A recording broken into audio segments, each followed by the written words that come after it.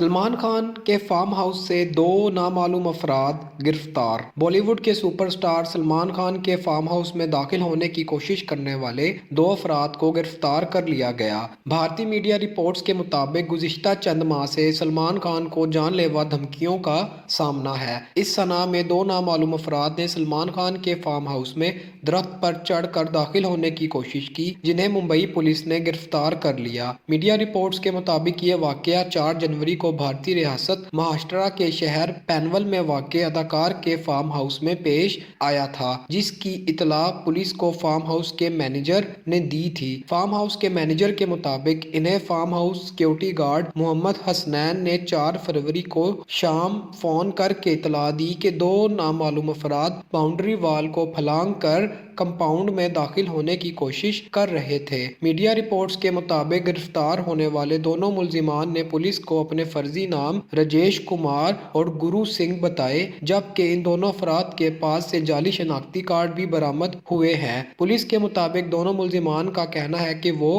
Carpenter और furniture का काम करते हैं। इन्हें अदाकार से मिलने की ख्वाहिश थी, इसलिए फार्म हाउस में दाखिल हुए थे।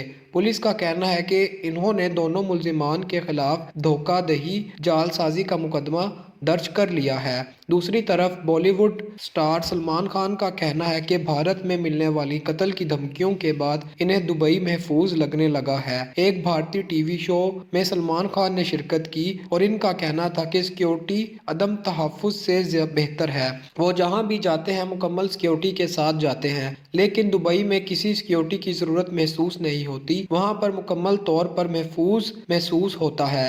सलमान खान का कहना था कि भारत में थोड़ा सा मसला है, इसलिए जहां भी जाता हूं मुकम्मल सिक्योरिटी के साथ जाता हूं। मैं खुद भी इन दिनों खौफजदा रहने लगा हूं। मज़ीद ऐसी वीडियोस देखने के लिए हमारे चैनल को सब्सक्राइब करें और बेल आइकन को दबाना न भूलें।